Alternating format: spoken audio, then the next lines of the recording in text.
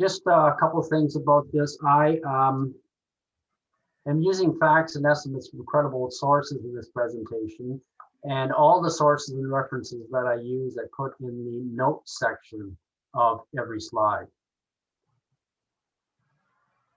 You don't have to worry about writing anything down during this presentation, because at the end of the presentation, I will leave this slide up. This web page on my website has a PDF document that shows all the resources that I'm using in this presentation. If you hear, there we go. Okay. So we all know that medical treatment is complicated, and I really absolutely encourage you to talk to your doctor before you take any steps from, take any advice from anybody's presentation. So a word of caution there. Now I'm going to start with this image. This is an image of a patient with some serious metastases from prostate cancer. And here is an image after this patient received the treatment, which is quite surprising. And the question is, you're asking, what was the treatment? So I'm going to get into that, but before I get into that, I'm going to start with saying that precision diagnostics, we saw that very, very precise high resolution image, leads to personalized treatments, which leads to improved results. The BC Cancer Foundation has a program called the Personalized Oncogenomics Program, or POG, and this is what they do in practice. When you enroll in this program, you get a personalized diagnostics, which means that they sequence the DNA of your specific cancer cells. Because everybody's cancer is different, there's a need to personalize the diagnosis, because that leads to better treatments and better results. And then step two, the BC Cancer Foundation POG program, they give you personalized treatment. And here's how they do that. Once your cancer as DNA is sequenced, there's a drug database in the world with all the characteristics of the drug, how it targets cells in your body, how it does, how it kills infections and things. And they look to find an existing drug that will target your specific cancer. And they have had some success stories. Patient A, colon cancer, terminal after all treatments. This patient was enrolled in POG. They did the first step, sequenced this patient's cancer cells. They found a drug to treat this patient's cancer. It was a blood pressure medication available by simple prescription. After 2 months, this patient's cancer was barely detectable. And in my notes, you can read about this patient, a lot of stories in the newspaper, Vancouver Sun, and all the local papers. Patient B, a breast cancer patient, very similar to patient A, terminal after all treatments, enrolled in the POG. They sequenced the DNA of this patient's cancer cells. They found a drug to treat this patient's cancer, which was a diabetes drug. Now, can you imagine an oncologist prescribing a diabetes drug without the precise diagnostics available through the POG program and such? That would never happen. Wouldn't be prescribed for an ordinary cancer, never mind a terminal stage 4 cancer. Good news for this patient. 6 years later, the cancer is undetectable. So contrast that with conventional treatments, surgery, drugs, chemotherapy, and radiation. And the goal of conventional treatments is to remove cancer cells. They may not get all the cancer cells, and in surgery's case, it may damage some healthy cells. And the same is true for the other treatments that we have available to us, radiation, drugs, chemotherapy. The goal is to target the cancer cells and get rid of them, but it may not get rid of all of them, and it may damage healthy cells. The good news is I've given you some success stories with very, very precise diagnostics and matching databases compared to conventional treatments. The good news is that conventional treatments are moving more and more and more towards more precision and more personalization. So my story, prostate cancer, I had surgery in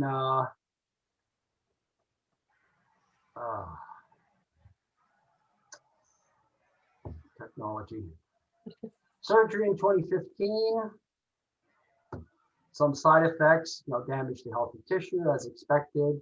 Did not get all the cancer, so I had radiation and hormone therapy and have some side effects, which is still persist. But you know what? I'm extremely grateful. These side effects I can manage and I can cope with, and I'm very thankful to have received these treatments and be in the condition, in the state that I am right now. Precision diagnostics. Let's go down that road a bit more. Normal PET scan shows, some areas that are questionable, but with precision imaging, we see many, many, many more details. These red dots are cancerous, tumorous cells in the body. So let's go back to that first slide I started with. This is a high resolution image of a German cancer patient who went to stage 4 terminal prostate cancer. This patient had all the conventional treatments and cancer would not go away. There is a Declaration of Helsinki put forward by the World Medical Association. And section 37, the section titled Unproven Interventions in Clinical Practice, the key part of this section is that medical authorities can use an unproven intervention if it offers a hope of saving a life. So Germany abides by this Declaration of Helsinki. So this cancer patient received an unapproved treatment. And after the treatment, cancer went away. What was that treatment? Well, it was a form of radiation using a radioactive atom called actinium-225. And it is known by scientists that if you can bind an actinium-225 atom to a cell, it will kill that cell. So the question then from the researcher's point of view is, well, how do we bind an actinium-225 atom to a cancer cell? Well, with prostate cancer, it presents a specific antigen called a prostate-specific member antigen, or a PSMA, which is present on the surface of prostate cancer cells.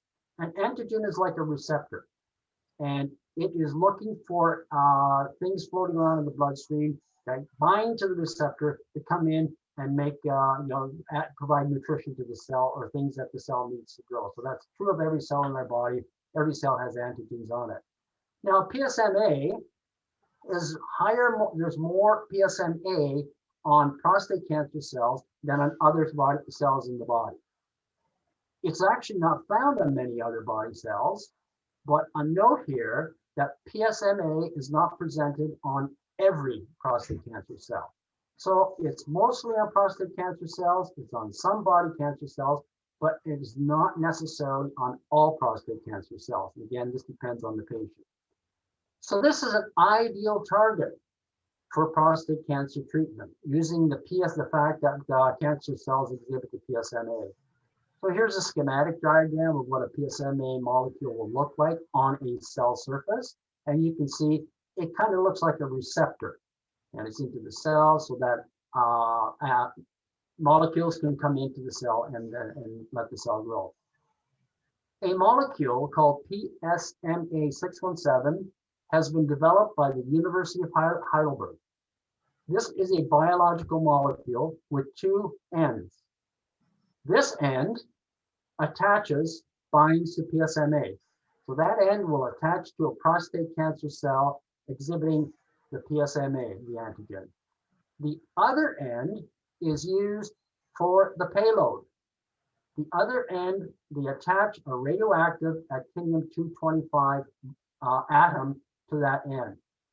So this is a very, very valuable molecule. So much so that in 2018, Novartis bought the rights to this molecule for $2.1 billion. Now, when I talk to my friends about this miraculous drug and this treatment, which is unbelievable, gets rid of all the prostate cancer in the body, basically, I don't use scientific terms. I use an analogy that they can understand. This is a torpedo. A torpedo has two components. There's a delivery component and a warhead. So you shoot the torpedo at the target, when it arrives at the target, the warhead or the payload destroys the target. So that's what PSMA 617, that molecule with an actinium-225 atom on it, is. It's torpedo. This combination is injected into a patient. So the PSMA 617 molecule with a payload floating around the bloodstream, and the PSMA 617 molecule attaches the PSMA to prostate cancer cells. And what does it do to the cell DNA? It emits an alpha particle, kills the cancer cell by double shredding the DNA inside the cancer cell. This is called targeted alpha therapy. It's a very, very good descriptive term for it. Now, the question, when I read this, I said, oh, this is great. We could use AC225 for other types of cancer. So the challenge is, of course, we need to find an antigen on other cancers that is prevalent mostly on that cancer cell. We don't want to find an antigen that's prevalent on all body cells, because then the AC225 with the delivery vehicle will attach to all those cells and kill them. So can we build a molecule like PSMA 617 for prostate cancer cells? And can we attach an actinium-225 atom to this molecule? So here's a challenge. Can we build a molecule that binds to specific cancer cells? So schematically, here's PSMA 617. Can we build a molecule for skin cancer? Can we build one for melanoma? Can we build one for breast cancer? Can we build one for leukemia, etc.? So that, I think, is some of the research that's going on. So why don't we use actinium-225 to treat all prostate cancers? For example, in my case, that would have saved me going through surgery, radiation, androgen deprivation therapy. I haven't had chemo. It would have saved me all of that. Well, it turns out that actinium-225 is the rarest drug in the world. It's a bit pricey, $30,000 a dose approximately, but it's the rarity that makes it a problem. There's only enough actinium-225 in the world to treat 1,700 people every year. And that's why it is only being used basically in phase 1 testing for terminal prostate cancer patients. Well, when I read this, I said, oh, well, you know what? Actinium-225, it's not the only radioactive molecule. There's lots of radioactive molecules. Yes, there are. The problem is some of them leave poisonous byproducts. Some of them cannot be attached to a delivery molecule, so they're no good at targeting it to cancer cells, and some decay too soon. So their half-life is so short that you can't get it from manufacturing into the patient before it loses its potency. There are two types of radioactive elements. I mean, there's more than two, but for our case, in terms of treatment for cancers, let's talk about alpha emitters and beta emitters. And in general, here is a comparison of alpha emitters and beta emitters. So I'm just putting this in the slide because if you want the slides at the end of the presentation, you can read the details here. But the pertinent information is that an alpha emitter does not damage healthy cells. The reason is that the wavelength of the alpha particle, the radiation, is only the length of a cell. So you get the alpha particle near a cell, it only radiates that cell and not surrounding healthy cells. Beta emitters have a much longer radiation, and they will get the cancer cell, but they will do damage to intervening cells, which are usually healthy. The half-life of alpha emitters, it's good. It's kind of like a Goldilocks half-life. It's not so short that you can't get it over there, but it's short enough that it decays in the body before it accumulates and adds to a toxicity load in your body. So it's kind of got the right half-life. And the killing efficiency of an alpha particle is extremely high. It's 500 times deadlier than a beta emitter. And the way it kills is deadly because it does an irreparable double-strand break in the DNA. So beta emitters may shred a single strand of the DNA, and the cell, cancer cell in this case, it's possible for the cancer cell to repair itself. So this double strand break is very, very important.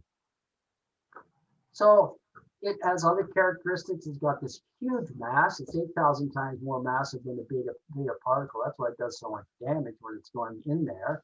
It has the highest energy, ionizing energy, so it does the greatest tissue damage. But one of the interesting things about it is it's less able to penetrate matter. You can stop alpha emitters with paper and skin. So you don't have to worry about all the shielding, heavy aluminum, or all these lead shields. You only go to a dentist, and if you do an X-ray of you, they put this huge lead vest over your chest to protect you, because the radiation used in the X-rays is not located, not isolated just to your teeth. It's going into your body. So I'm going to summarize this. A targeted alpha therapy is using an alpha A225 atom attached to a delivery molecule, which binds to a prostate cancer cell. That cell is delivered and it destroys the prostate cancer cell, as was the case in the German patient story. South Africa did a trial with this as well, and during the trial, 50 out of the 58 patients treated with AC225 had their cancer under control or in remission. And I'm using this picture because there's a couple of interesting things. This is, again, the similar thing, targeted alpha therapy. So there's a before the treatment picture, there's an after treatment picture, and there's another after treatment picture. And the thing I want to highlight is the time between the before picture and after, when most of the cancer went away. And you notice it's 8 months from the zero treatment to the treatment to absolutely outstanding results. And then the second treatment, the time frame was even closer. It was only 2 months. And look at the PSA load. The PSA load before treatment was 2,923. After the first treatment, it was 0.26. And after the second treatment, it was less than 0.1. So we need more actinium-225. What are the sources of actinium-225? Well, there's no natural supply. Although there is a natural supply of actinium-227, it exists with uranium ore, but you have to mine 1,000 kilograms of uranium to get 0.2 kilograms AC227, and AC225, which is the particle of interest in prostate cancer treatments, is even more rare. Another source of actinium-225 is from the decay of nuclear weapon waste that was produced in the 1950s and 1960s. There's a lot of that around, but we need a safer source than mucking around with nuclear waste and trying to extract 225, actinium-225 from that. Another way to get actinium-225 is that it can be produced in a cyclotron. And there's 4 cyclotrons in the world that are producing it. Oak Ridges, Los Alamos, Brookhaven National Laboratory, and Triumph at the University of British Columbia. So these cyclotrons are particle accelerators. I went out to Triumph, and here's a schematic of the accelerator, and a picture of Triumph. Those yellow blocks are blocks of solid aluminum, heavy shielding because of the reactions, the radioactivity going on inside the cyclotron.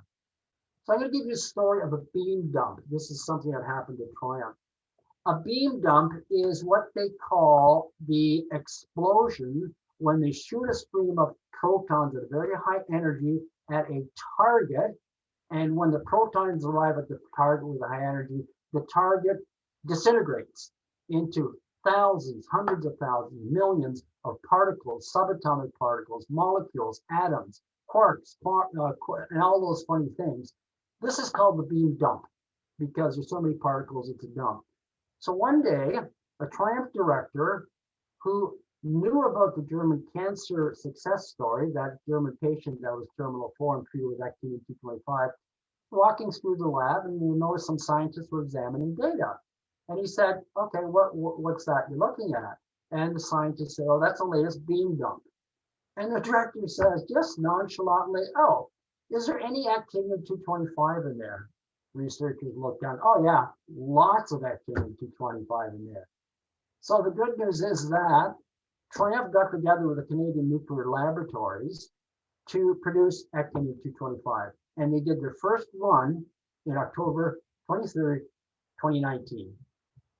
So what they do is they shoot a stream of protons into thorium, which in the beam dump creates many atoms, including Ac-225.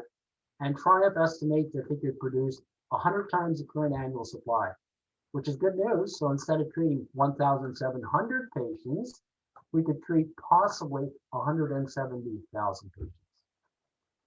When will this be available? Well, obviously clinical trials are required, and the best estimates are, 5 to 10 years. So the British Columbia Centre for Excellence in HIV/AIDS has a summer program, targeted therapy. And their goal is to use treatment as prevention.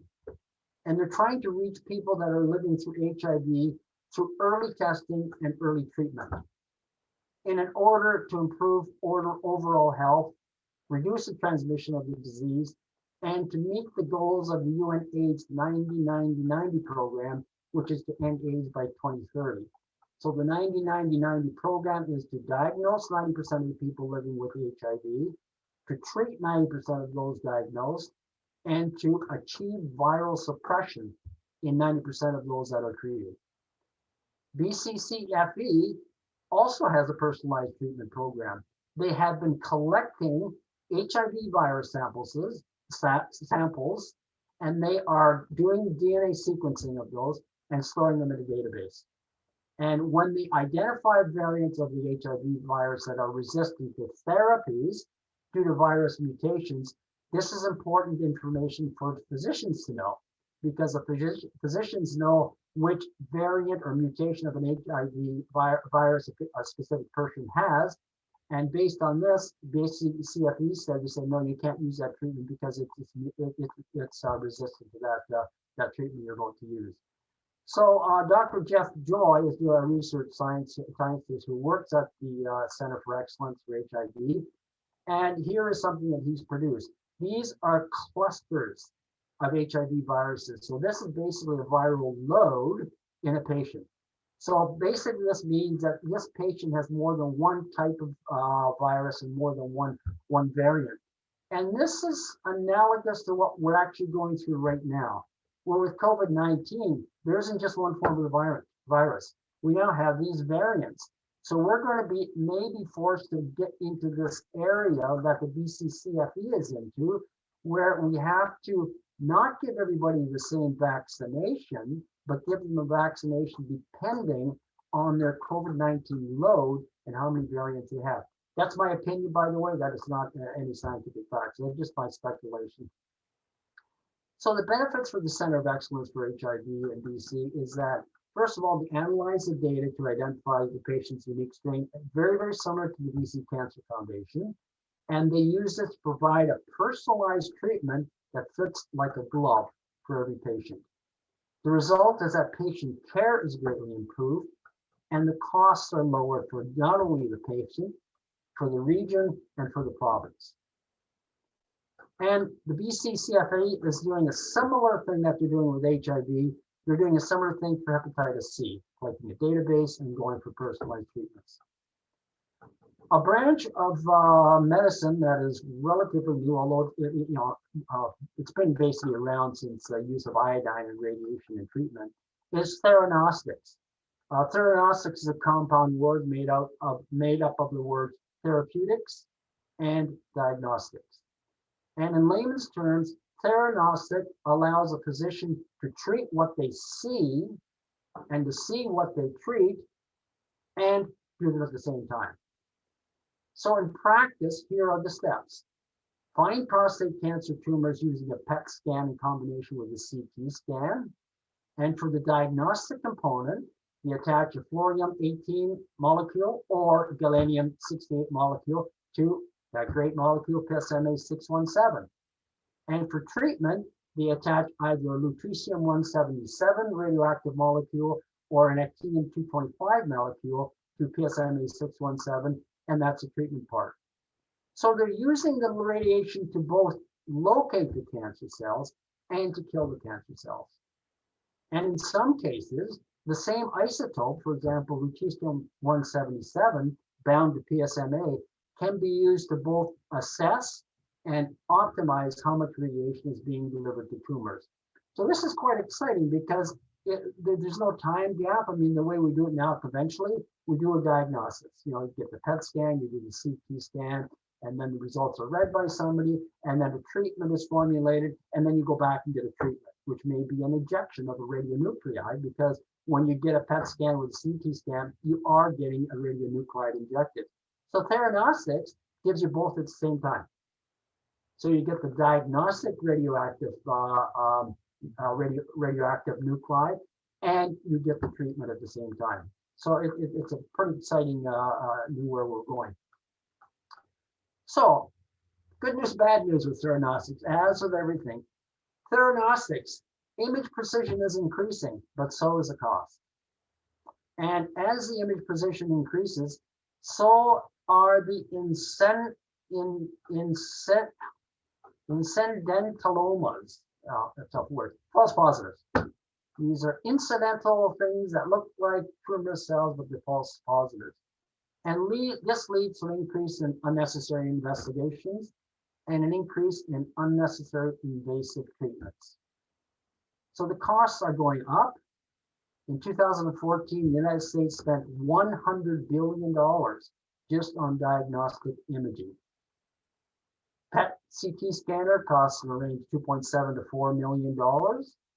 A PET MRI scanner costs $7 million. And the newest PET CT scanners cost upward of $10 million. I put this slide in again. You can look at these details. This is the different scanning technologies, how they work, what they're used for, and their cost list. You can do these if you choose to download the slides. I won't go through the details here. The newest PET CT scanners, the ones that cost $10 million, they have 40 times greater sensitivity image than the previous generation, and they can collect images in seconds, not the 10 to 20 minutes that's required now. So that means the patient gets 1/40th of the radiation that they're getting now to get 40 times more precise diagnostics. There's 5 of these PET scanners. I don't know what I don't think they're the modern generation, but there's 5 PET CT scanners in British Columbia, 4 at BC cancer sites in Vancouver, Victoria, Kelowna, 1 in private practice. And as you may have heard in the news, Surrey is getting 2 PET CT scanners in the new hospital. So on the cost side, in 1990, when the first human genome project was announced and started, it took $2.7 billion to sequence the human genome, and it took 13 years to complete. In 2019, that went down to $1,000 an hour to complete, and the costs are going down and the time is going down. The time it takes to analyze the result is not going down as quickly because you need skilled people reading these things to analyze what's going on. But again, I think artificial intelligence will come into play here and reduce that time. Back to conventional treatments. The 4th leading cause of death is from adverse drug reaction to prescribed drugs. So this one size fits all, on average, everybody benefits, but for those that are not average, they're not treated well. And conventional treatments, 80 to 90% of adverse drug treatments are not even reported. And 50% of drugs don't work on specific patients. That's why doctors keep trying, oh, let's try this, let's try this, let's try this. And 75% of cancer patients do not work on specific, cancer drugs do not work on specific patients. That's why the medical field is so excited about theranostics, more precision, and much more personalization so that you can deliver treatments to cancer patients that work. Instead of, as a slide shows here, half don't work, 75% of cancer drugs that you just prescribe to a patient without precision don't work. So in summary, although miraculous, these stories I told you about, they're single cases. So we need many, many more clinical trials, and we need much, much more research. So my 30 minutes, I want to thank you very much. We'll, there is where that source document is, that document, PDF document is, that has all the sources I used in my presentation here. So you can, follow up, do all the research that I did. You can contact me at my email address at any time. And I'll just leave that up for a while, and then I will turn it back over to Rochelle. And again, thank you very much for listening.